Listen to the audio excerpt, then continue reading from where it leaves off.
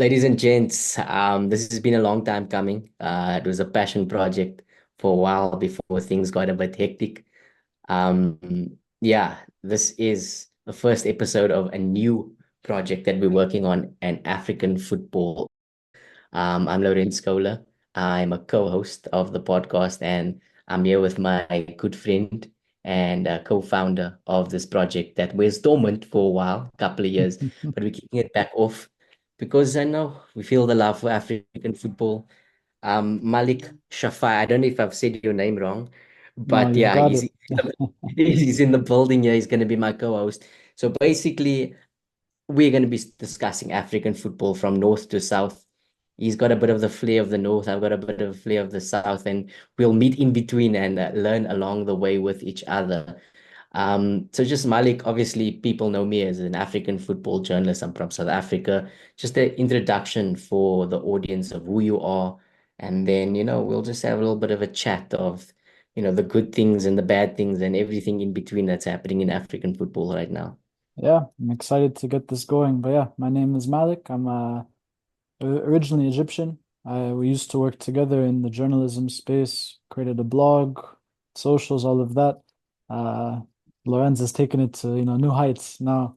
But right now, currently, I work in the data analysis in America, but I still have that passion for African football. So we're hoping this can be a really great piece of content for you guys to consume, whether it's online, on social media, on YouTube, short form, long form, to kind of catch up on what's going on around the continent in Africa because there aren't a lot of people who's covering all the little stories. So we hope this can be a good thing for you, and please let us know what you think.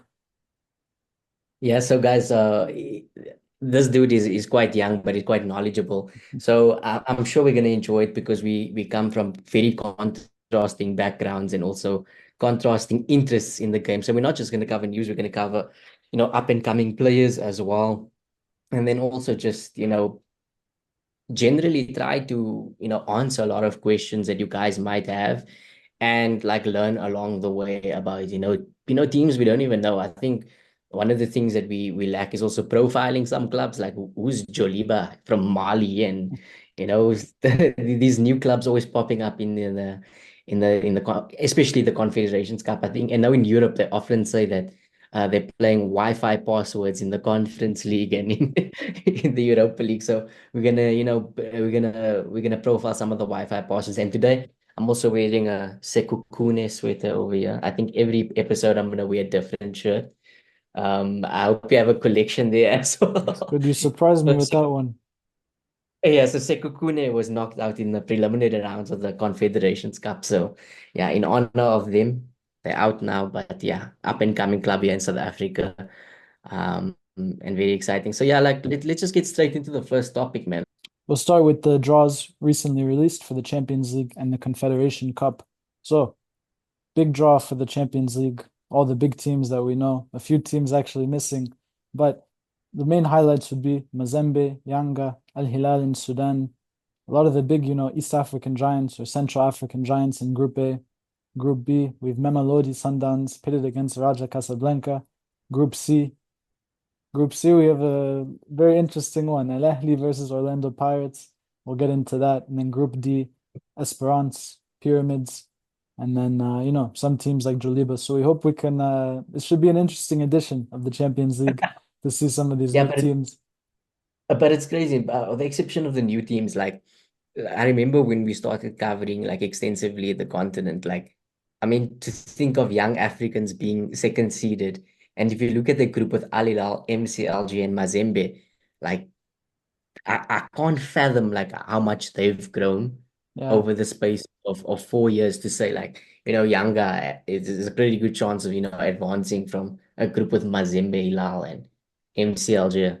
I remember they always used to be in the shadow of Simba, and now Yeah. Simba. It's been very impressive to see that. But it seems that you're confident about their chances. They have a pretty impressive team. They've been fairly what's the right word? Creative with their recruitment in recent years. Yeah. So it Yeah, should be definitely. Like, interesting. I think they've recruited well in terms of what fits Tanzanian football. So yeah, I really fancy the chances in the group, although I think Mazembe want to prove a point as well, and Hilal and Florent Ibenge. Interesting Still team. going. Yeah, they're actually now playing the domestic game in the Mauritanian Premier League, believe it or not. So let's see if that really improves their standard of football and if they can compete because great team, great financial backing, great coach, but just maybe unlucky with their draws in recent season. Then MCLG is definitely a wild card. They won the league for the first time in almost a decade. So yeah, we'll see what they can do, but also club with rich history and pedigree as well. This is probably going to be the most competitive or fairly matched group, with the exception of maybe Group C. None of the big hitters like Al Ahly or Orlando Pirates, but it should be some very interesting matchups. And you might say, Mazembe and Yanga should be the two favorites, but you never know with this selection of teams. Yeah, and then like if you just look at Group B, like when immediately I saw it, when I saw Maniema Union, the Sundowns coach literally has brought us up in two separate occasions that they are very underrated attacking quality side. And I don't know, for whatever reason, he's been highlighting them because they almost knocked Sundowns out in the preliminary round a couple of years ago. And they've been steadily, been coming, getting closer and closer. So this is their debut in the group stages. So when I saw them and then I saw Asfa, I was like, okay, cool. And then I saw Raja and I was like, damn. And then Sundowns to just top it all off. It was like, okay, this is probably gonna be one of the hardest groups, maybe the group of death. Yeah, I think to the people who don't follow African football very closely, you might think Group B is you see the two big clubs and that's it. But I think the people who've really been, honing in, looking at the minutia of the continent, they'll be excited by this group. So I'm excited to see your passion for it. Yeah, look, I mean, like Raja and Asfa, like, look, they haven't started. Raja hasn't started particularly well this season. They even sacked their coach after like two, three, 4 games. But Asfa also some very impressive players. I'm sure you've seen some of the young talent that they've produced. Somebody we're going to speak about later. Yeah. Ikhman going to Glasgow Rangers for a ton of money. So yeah, I think look on paper it looks quite difficult, but Sundowns in the past, they've also shown like, they've coasted through their groups over the Yeah. past, 4, 5 seasons, no matter who it is. So yeah, they've signed really well for this Champions League. So we'll see what happens. Okay, on to Group C. This will be an interesting one. We have Al Ahly, CR, Belouizdad, who we'll talk about later with a few of their interesting signings. So they have a lot Mm. of star power for this group stage. Orlando Pirates and Stade d'Abidjan. What are your thoughts on Yeah. this one? Look, Stade Abidjan it was one of the teams that I've been looking at. It's like, where they coming from? Like, I'm looking and I'm looking. ASIC Mimosas definitely winning the league, and then you come at the end of the season and you see Stade Abidjan, and there was another team. I think it was FC San Pedro, if I'm not mistaken, in the top two. So, look, I think there's going to be a bit of a revival of Ivorian football because having Really? been yeah, I think they having been there for AFCON and pre-AFCON, just the investment, the infrastructure, not just at like, stadia level, but also, facilities in terms of it's like a legacy project, for example. So the money that they invested into AFCON went into improving facilities at like high schools and universities. So where, you could just build a training ground somewhere and then it becomes dormant or what do you call it, a white elephant. That's the expression, I think. They invested into improving school facilities. So like, for example, South Africa was based in Korogo, in the northern part of Ivory Coast. It's like a very, very, I would say, well, I wouldn't say like a village, but it's quite rural. So they were training at a school facility. So I think from the development grassroots level, they're definitely going to improve. Obviously it helps to have amazing stadia all over the country, and it just brings, like a more of excitement and things. But obviously, if you look on paper, I think they're gonna get smashed. They're gonna get a rude, a rude debut. But I mean, there is excitement around it. I don't think they'll make many surprises because Pirates unbeaten. 11 games this season. They just won a cup final this weekend. The coach has been there. He's going on his third season. Jose Rivero, Spanish tactician. He comes from relatively unknown coach before arriving in the country. He was at FC Inter Turku in Finland before that. Barely won anything. But exciting coach, attacking coach. That's what we were told when he arrived. And he's proven that he's won now 5 trophies in his first 2 seasons and going into this third season now. So there's a lot of excitement, optimism, despite, Pirates lost having qualified for the Champions League group stages proper in 2018, 2019.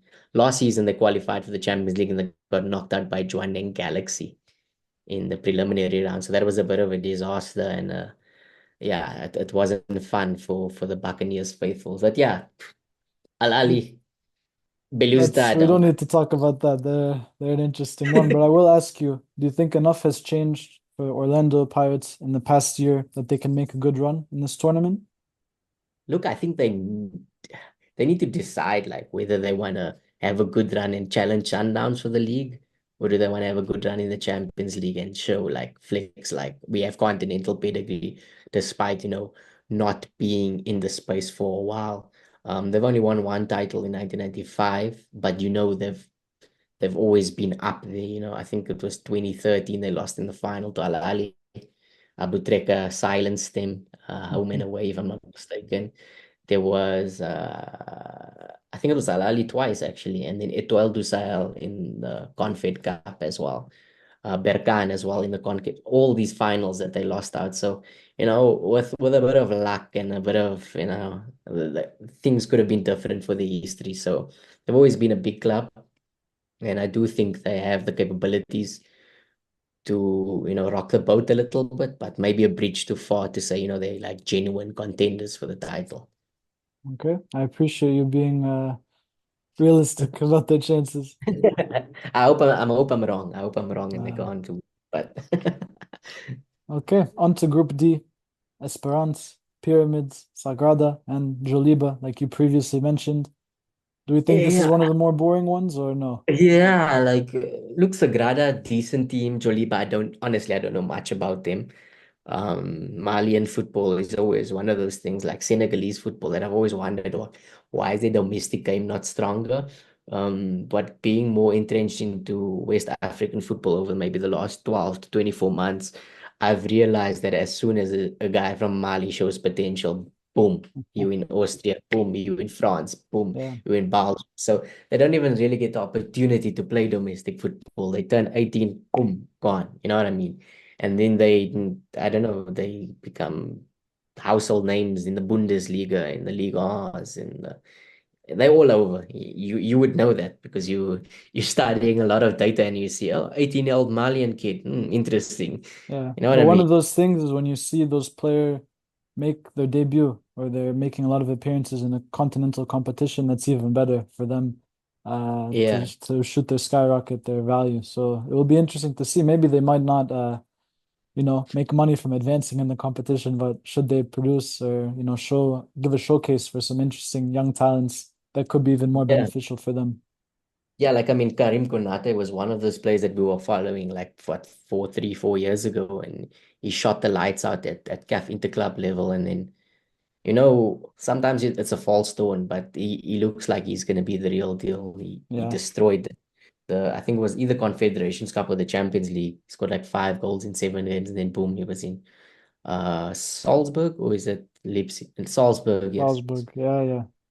And he's Yeah, doing yeah, very well now. So I think that yeah. could be an inspiration to the younger players, but also the clubs in Yeah. Europe will definitely be watching this. But the reason why I think it's quite boring because I think Esperance will, okay, Pyramids. Okay, I think Esperance will top this group. I think they're actually one of the favorites. They've signed really well. Maybe in January, if they can sign a proper lethal number 9, they'll be up there because but Yusuf Belaili needs no introduction to the continent. I think he did like 30, 32, 33 goal contributions, more goal contributions in games for MCLG last season. So it was like him coming to Esperance is like the second coming of, I don't know, CR7 at Manchester United. You know what I mean? Yeah, he It's is just that, 32, so we don't know. yeah, Hopefully, he still has the technical quality to show his class, but I imagine he's a different player than we've seen a few years ago. But like you said, last year even still showed his yeah. level. Yeah, I mean, Elias Mokwana from the mighty Babina Noko also went over there. He's a bit of a wild card as well. He was playing like third division football like a couple of years ago in South Africa, and his rise has been ridiculous. I think Esperance casting an eye on talent in different markets is showing that they're becoming quite a progressive club.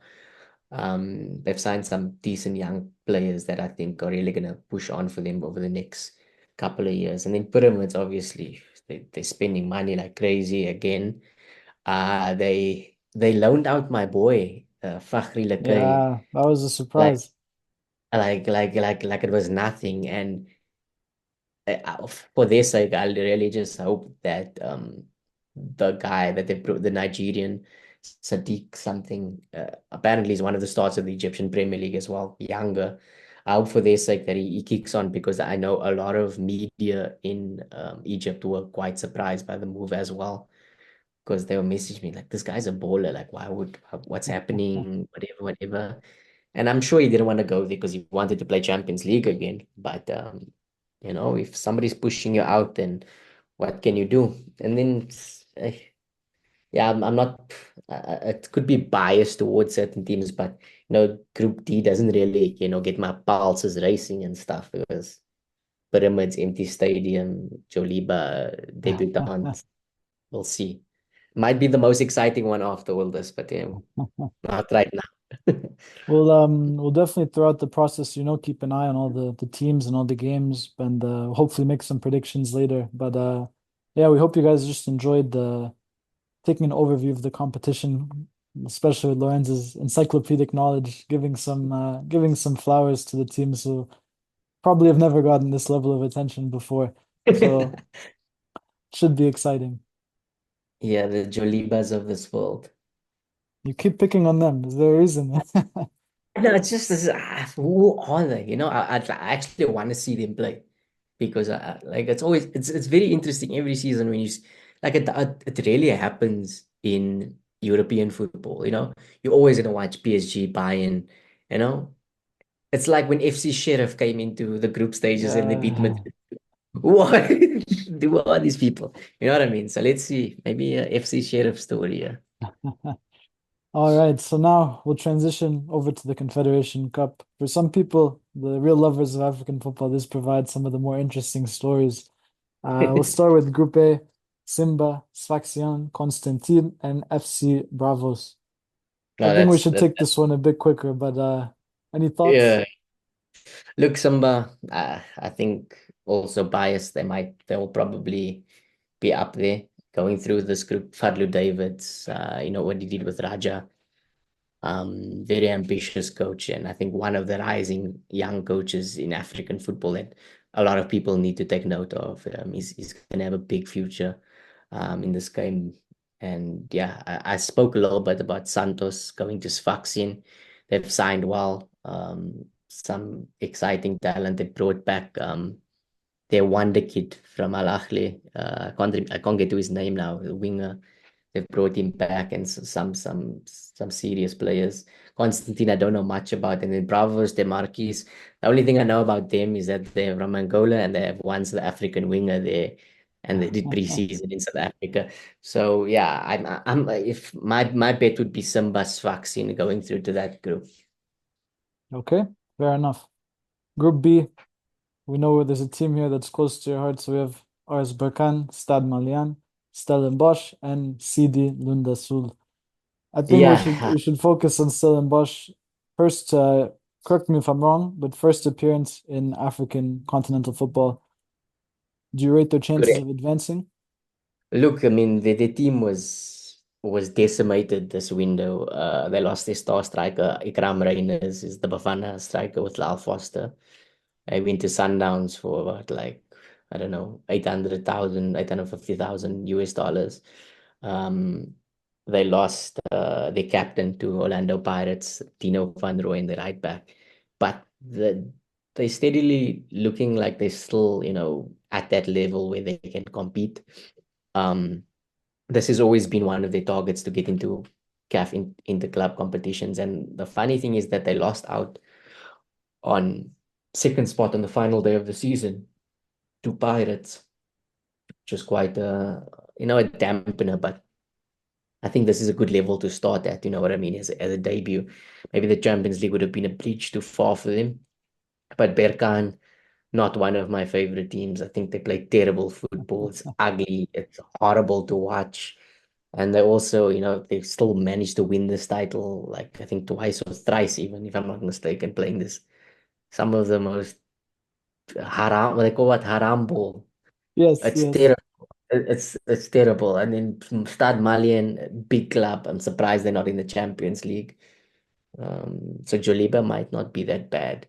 Alunda Su, I have no idea who they are, but they knocked out Sekukune on goal difference. So yeah, I think Berkan and Stallies should be clear favorites to get out of this group. I'm sure the Stade Malien fans will not be happy with you overlooking them, but we'll wait and see. Okay, on to Group C. This is an interesting Yeah, one. What are your yeah. thoughts? USM Alger, ASIC Mimosas. If I put money down right now, they'd be through.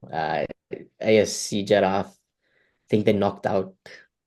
I can't even remember who they knocked out, but the Senegalese teams, same WhatsApp group as Cameroonian teams. They will have a couple of decent players, but They can never put over it together.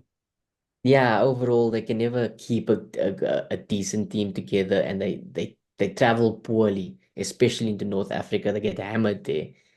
And then Orapa United debutants from Botswana. I don't. I can't say I'm writing them off because I don't know a lot about them. Sorry, Botswanan fans. I know you guys support me a lot, but Orapa United, if they do anything, I'll be surprised. But the thing is, I said the same thing last season about Dreams FC from Ghana. I Mm, said they have no chance in the Confed Cup.